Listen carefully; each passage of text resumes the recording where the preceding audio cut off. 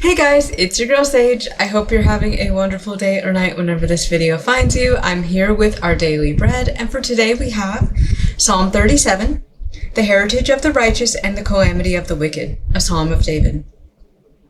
Do not fret because of evildoers, nor be envious of the workers of iniquity, for they shall soon be cut down like the grass and wither as the green herb. Trust in the Lord and do good. Dwell in the land and feed on his faithfulness. Delight yourself also in the Lord, and he shall give you the desires of your heart. Commit your way to the Lord, trust also in him, and he shall bring it to pass. He shall bring forth your righteousness as the light, and your justice as the noonday. Rest in the Lord, and wait patiently for him. Do not fret because of him who prospers in his way, because of the man who brings wicked schemes to pass. Cease from anger and forsake wrath. Do not fret, it only causes harm. For evildoers shall be cut off, but those who wait on the Lord, for they shall inherit the earth. For yet a little while, and the wicked shall be no more. Indeed, you will look carefully for his place, but it shall be no more. But the meek shall inherit the earth, and shall delight themselves in the abundance of peace. The wicked plots against the just, and gnashes at him with his teeth. The Lord laughs at him, for he sees that his day is coming. The wicked have drawn the sword, and have bent their bow, to cast down the poor and needy, to slay those who are of upright conduct. Their sword shall enter their own heart, and their bow shall be broken. A little that a righteous man has is better than the riches of many wicked. For the arms of the wicked shall be broken, but the Lord upholds the righteous.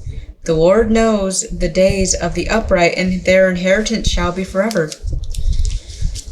They shall not be ashamed in the evil time, and in the days of famine they shall be satisfied. But the wicked shall perish, and the enemies of the Lord, like the splendor of the meadows, shall vanish. Into smoke they shall vanish away. The wicked borrows and does not repay, but the righteous shows mercy and gives. For those blessed by him shall inherit the earth, but those cursed by him shall be cut off. The steps of a good man are ordered by the Lord, and he delights in his way. Though he fall, he shall not be utterly cast down, for the Lord upholds him with his hand. I have been young and am now old, yet I have not seen the righteous forsaken, nor his descendants begging bread. He is ever merciful and lends, and his descendants are blessed. Depart from evil and do good, and dwell forevermore. For the Lord loves justice and does not forsake his saints. They are preserved forever. But the descendants of the wicked shall be cut off. The righteous shall inherit the land, and dwell in it forever. The mouth of the righteous speaks wisdom, and his tongue talks of justice. The law of his God is in his heart. None of his steps shall slide. The wicked watches the righteous and seeks to slay him. The Lord will not leave him in his hand, nor condemn him when he is judged. Wait on the Lord and keep his way, and he shall exalt you to inherit the land. When the wicked are cut off, you shall see it. I have seen the wicked in great power, and spreading himself like a native green tree. Yet he passed away, and behold, he was no more. Indeed, I sought him, but he could not be found. Mark the blameless man, and observe the upright, for the future of that man is peace. But the transgressors shall be destroyed together, for the future of the wicked shall be cut off. But the salvation of the righteous is from the Lord. He is their strength in the time of trouble, and the Lord shall help them and deliver them. He shall deliver them from the wicked and save them because they trust in him. So, as I was reading that, I actually really thought of the proverb, as water reflects one's face, so one's life reflects their heart. And when I say that, I'm thinking more in the case of you can tell the righteous and the wicked. Now, the truth is, all of us, we need Jesus to be made righteous. But the thing is, when we receive Jesus into our hearts, when we receive Jesus and join him on that walk, I've mentioned this many times, we become more like the people that we put ourselves around. So when we put ourselves around Jesus, when we spend time with the Lord and delight ourselves in the Lord and spend time walking with him, we become more like him and taking after his footsteps, quite literally. And I say this right here because Psalm 37 verse 4, delight yourself also in the Lord, and he shall give you the desires of your heart. So that being said, the Lord knows us better than we know ourselves. He knows every last hair that we have on our head. He knows our past. He knows our present. He knows our future. He knows everything about us because he knew who we were when he knitted us in our mother's womb, in our birth parents' womb, I should say. And I'm saying that more because I know not everybody still, unfortunately, has the blessing of being with their parents and whatnot.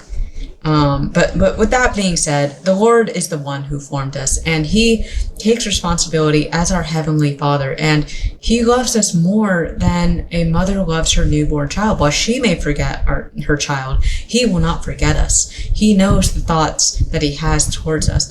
His thoughts and his plans towards us are not to harm us, but to give us hope in a future so that we would prosper. But that involves us trusting in him. That involves us trusting in him, whether we are sitting on still green grass with our soft green grass and still waters, or if he is leading us through the valley of shadows where death is surrounding us. No matter what the case is, it's so important that we trust in him because, again, right here, Psalm 37 verse 39, but the salvation of the righteous is from the Lord. He is their strength in the time of trouble. Verse 40, and the Lord shall help them and deliver them. He shall deliver them from the wicked and save them because they trust in him. When we trust in him, that is when he is able to move mountains for us. We have to have that faith. Jesus even says in the New Testament, even if we have faith the size of a mustard seed, if we go and tell that mountain to throw itself into the ocean, it will do it. But we have to have faith in the Lord. But here's the thing. Having faith in the Lord is different than looking at the Lord as a magical genie that's going to grant us everything. The Lord, he does everything all at the same time. Sometimes, and I'm saying this because I'm going back to what I said before about the proverb, right? As water reflects one's face, so one's life reflects one's heart. Many are the afflictions of the righteous, and when we see affliction, we think to ourselves, or when we see somebody undergoing affliction, it's so easy for us to quickly assume and think, oh man, that person must have done something wrong and they're being punished. Like in the book of Job, when we have Job's friends approaching Job, they go to mourn with him and then they start mocking him saying, wow, Job, what did you do to piss off the Lord? And Job saying, whoa, I didn't do anything. But also, so I highly encourage you to read book of Job, by the way, because Job is actually a very good example of the upright heart, the upright righteous man. But even he has emotions and feelings, and even he feels despondent and crushed. But we can take reassurance in the fact that the Lord is close to the brokenhearted. He is close to the contrite because, again, he loves each and every one of us more than a mother loves her newborn. He loves each and every one of us more than any of us can love one another. His love for us is beyond human understanding. And we know this when we spend time with him, when we get to know him through his word. We learn this of the Lord, and we learn how beautiful his love is for us. Again, I've said this before, the Lord, he has created all of the beautiful earth around us. I'm talking the trees, the lakes, the oceans, hiking trails, rainbows. Clouds that we make fun shapes out of. Maybe sometimes, have we ever stopped to consider that the Lord might purposely shape a cloud in a certain way just to make us laugh? Or I've also heard this before too. I've also heard that the Lord has created animals for us, in particular puppies that chase their own tails just because it makes us laugh. I've heard that somewhere. But he created all these amazing pieces of nature that cannot be created except without the hand of the Lord. Yet he still decided the world needed one of you. He created you, and not only that, he gave you a name with the purpose that he has for your life. All of us, we wake up and we understand that we have a name, but we didn't choose that name. Rather, the Lord imprinted that name into the hearts of our parents to name us that, so that our parents would think that that is their name for us. But in reality, it was the Lord's will that he put that name into our parents' hearts so that we would be named that. So, again, the Lord, he names us. So he has purpose for each and every one of us. But that involves us learning to surrender and trust in him. He is the one in control of all things. He is the one that created and formed us. He is the one that created everything good around us. But when we forsake trusting in the Lord, when we forsake his ways and choose our own ways, that is when we hurt the plans that the Lord has for our lives. That is when we are hurting others around us. And here's the thing, the Lord, when the wicked, when their schemes come to pass, the Lord does not want us to worry about it. Again, right here in Psalm 37, verses 12 and 13. The wicked plots against the just and gnashes at him with his teeth. The Lord laughs at him, for he sees that his day is coming. I gotta be honest with you guys. I once, back in October of last year, October 2023, I was having a conversation with the Lord, and I remember asking him, Lord, I have to know. I want to know more about you. Could you tell me something that makes you laugh? And I was thinking it was something like the whole puppy tail, right?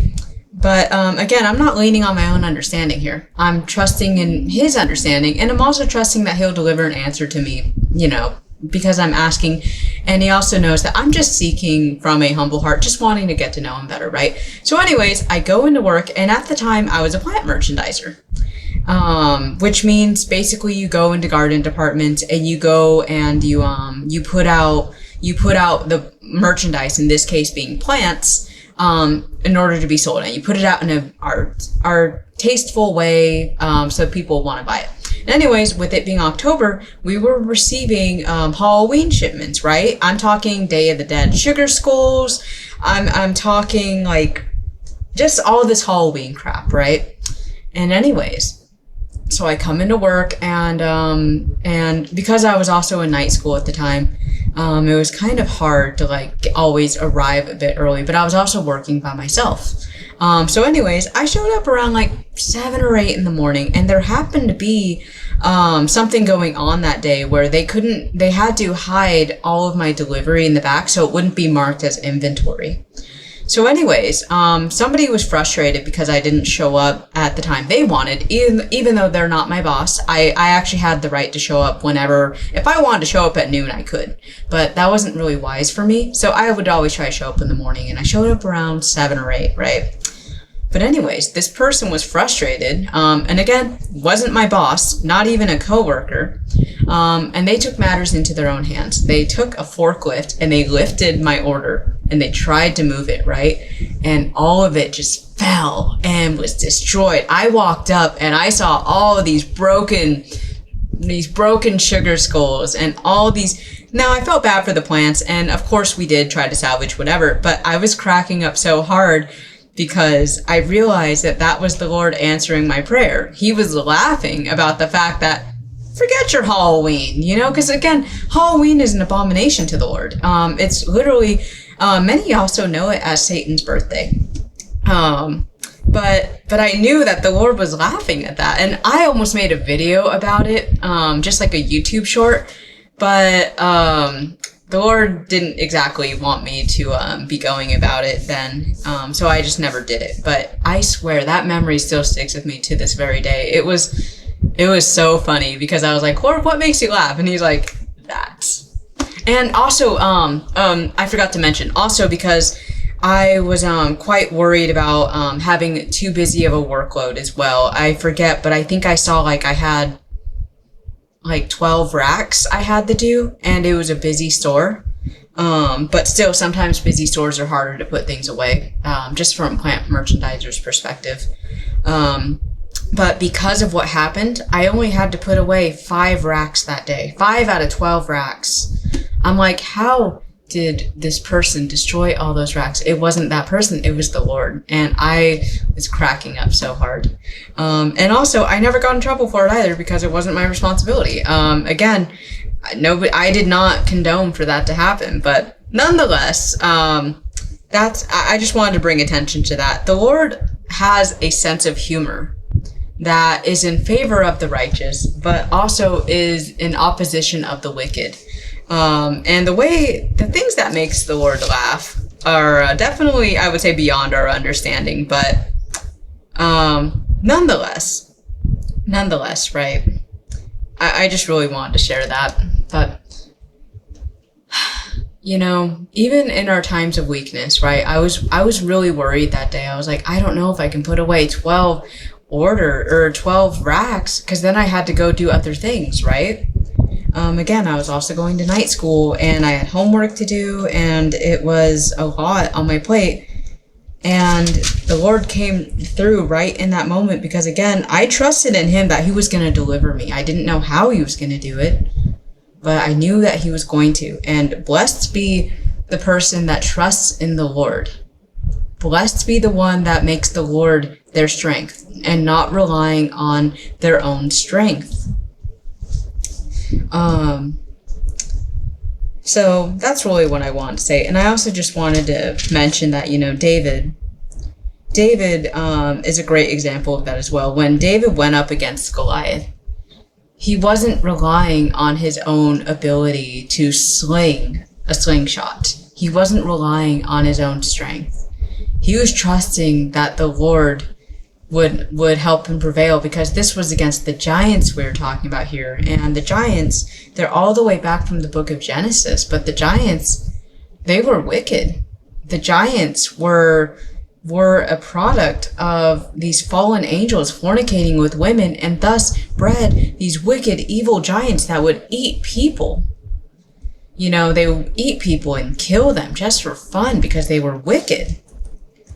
And David trusted that the Lord would deliver him when he took down one of these wicked giants that were oppressing his people. And the Lord delivered him.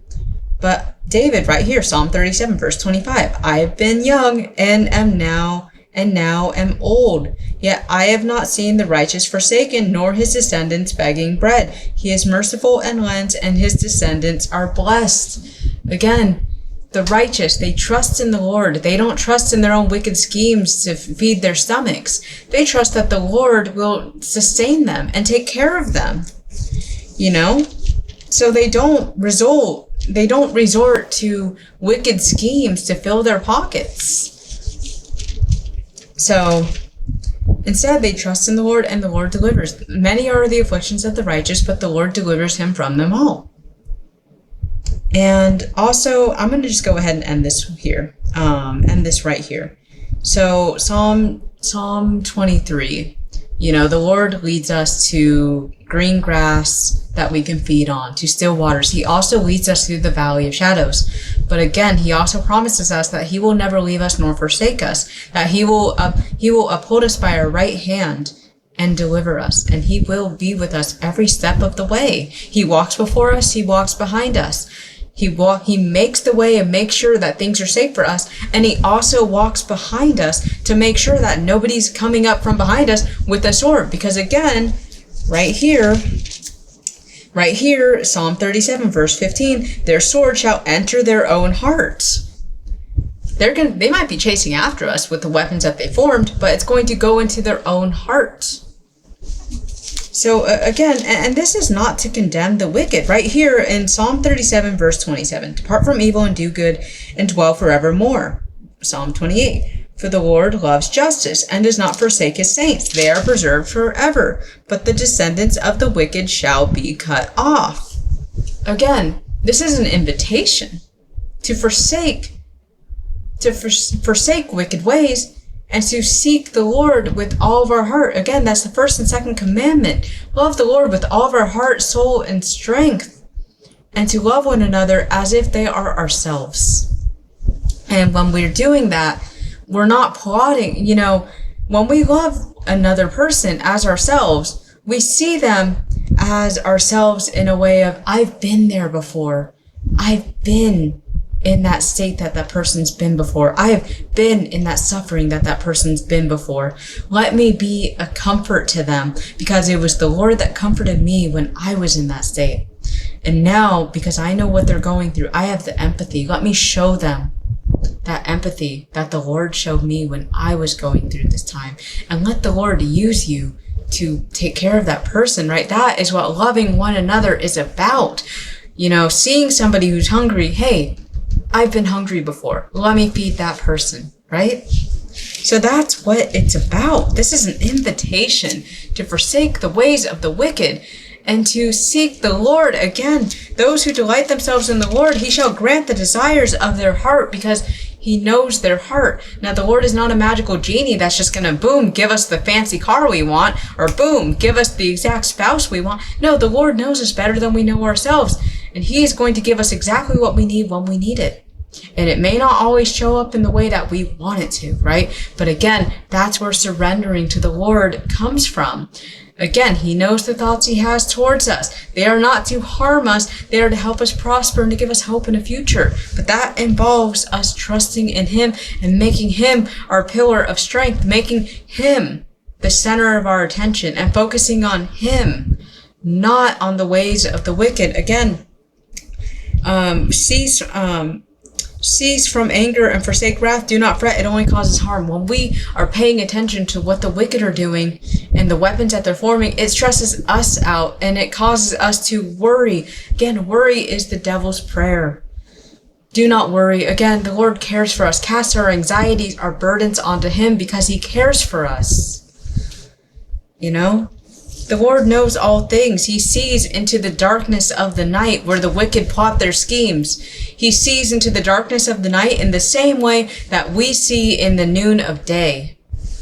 The Lord sees all, and he will bring things that are said and spoken and done in the dark will be brought to light. We have to trust in that. Again, David mentions it multiple times. The evildoers shall be cut off. You know, they may prosper for a minute, but you go back and you look for them and you will not find them. He mentions that. Oh my gosh, how many times? He mentions them at like 3 times at least. Psalm 37 verses 9 through 11, Psalm 37 through 19 and 20. Let's see. And Psalm 37 verse 34 through 36. Over and over again, he mentions it, and he's not mentioning it in a way to mock the wicked. He's mentioning it because it's his truth. Again, he says right here, I have been young and now am old. He has been watching the ways. That's why now as an old man, he is making all of these psalms in honor of the Lord and all the times that he has been afflicted, and the Lord delivered him from every one of his afflictions. That the Lord was, the Lord was there with him every step of his life. And he trusts in the Lord with all of his life. So he honors him with the book of Psalms. Again, so this is an invitation that speaks about that the righteous will be cared for. The righteous will be looked after and taken care of, because again, the Lord loves his righteous. Blessed be the peacemakers, for they will be called the children of God. And the children of God, like any parent, even though we ourselves, we're sinners. We need the blood of Jesus to make us righteous. But even ourselves, we can give good gifts to our children. Imagine how much better God, who is good and righteous and perfect in all his ways, can bless his own children. So, again, blessed to be called the peacemakers, for they're called the children of God. And while I was reading this too, I also heard ain't no rest for the wicked, right? Because the wicked, when you are trusting in your own schemes, right? What the wicked do, they plot against others. They plot to steal from them. They plot to kill them. They plot gossip and slander to undermine them so that people do not like them. Because, Misery loves company. When somebody doesn't like somebody, when someone doesn't like another person, everything that person does is just in their eyes, right? But also Jesus says in the New Testament, hatred is as wrong as murder.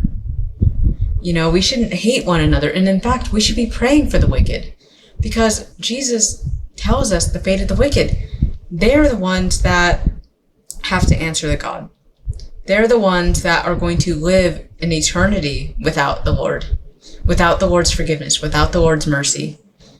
And without the Lord, what are we? We are nothing but wicked, evil sinners. It's only through the Lord that we have a chance of being righteous, that we have a chance to understand what is good, and that is the Lord. The Lord is good.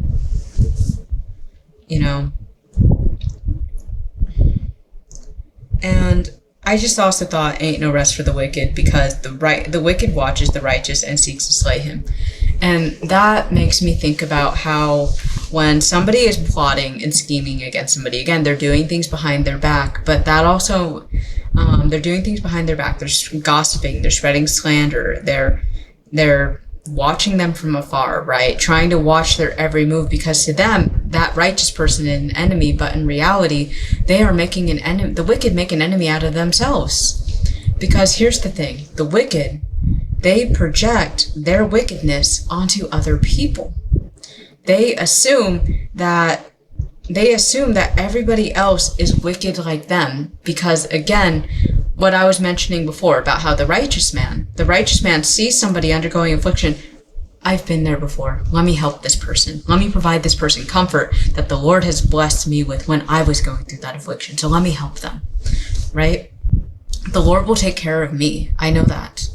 So let me bless this person with the last few pennies I have in my pocket. Let me bless this person with a meal, whatever the case may be, right? Let me bless this person with comfort, because the Lord has taken care of me, and he will continue to take care of me. And let now me be used as a comfort for that person, right? But the wicked, on the other hand, it's the righteous and wicked are the complete opposites. The wicked, on the other hand, they're going to assume, first off, the wicked are going to be paranoid. They're going to assume that everybody is wicked like them. Trust no one, right? Trust nobody. And not to mention, misery loves company. So they may be surrounded by a bunch of wolves for all they know. And that's probably what they're assuming. So again, they aren't able to trust anybody. They have to constantly be looking over their back. They have to constantly be double checking everything that they do. There's no rest for them. And that leads them into their downfall. It causes them to slip, because they don't trust in the Lord to care for them, to take care of them. So instead, they set up all these traps that they end up falling into. They end up wielding these sharp swords that plunge into their own hearts. Their bows are broken. Everything that they do, it is man plans their steps, but it is the Lord that establishes them. If the Lord did not ordain something, it's not going to prosper. Just like the parable of that Jesus speaks about, a man who builds his house on sand and a man who builds his house on concrete. They both build their houses, each very elaborate, but when a storm hits, it's the one built on sand that gets washed away. We understand that the sand is get rich quick schemes, manipulations, lies, deceit, having to uphold a charade in order to maintain control over something, wickedness, right? Quick, easy, convenient wickedness. Whereas concrete, on the other hand, it takes longer to set. It's more expensive. It takes more time and effort and resources, right? Just as it is when you are spending time with the Lord, especially if you're born again and the Lord has to convict you of the ways in which you were before as you grow in the Lord, and you read the word and you spend time with the Lord. Your Holy Spirit, their voice develops, and you can feel the conviction from the Lord, and it hurts. I remember when I was born again, it hurt so much learning some of the things that I had done, even without the intention of hurting people, had hurt many people. And that hurt. And it was through that godly sorrow that brought repentance, you know? But here's the thing, the wicked don't want to face that. The wicked don't want to face their demons. They instead just allow their demons to have control. Whereas the Lord, on the other hand, he casts out demons. And here's the thing, when we see Jesus in the New Testament casting out demons, it's not a cakewalk, you know. You see he places his hand on them and they're shrieking, they're writhing in pain, and they end up passing out or throwing up sometimes. It's a nasty process, just like healing. Healing is not this magical glow of light that, boom, we feel better. No, healing sometimes is bones reforming, and it's nasty, and bandages have to be changed, and it's gross. But healing is progress, and sometimes progress looks that way. Sometimes progress looks like hardships, you know? So that's all. This is an invitation for the wicked to forsake their ways and to trust in the Lord. It's not going to always be easy. The truth is, but it's so much more rewarding and restful to trust in the Lord and to surrender, and so much more abundant to trust in the Lord than in our own temporary, quick, get-rich schemes, right? So I'm going to wrap this video up here because I've been going on for a minute, but I'm praying that this message blessed somebody. And if it did, feel free to like, subscribe, and until next time, I hope all of y'all take care. Bye-bye!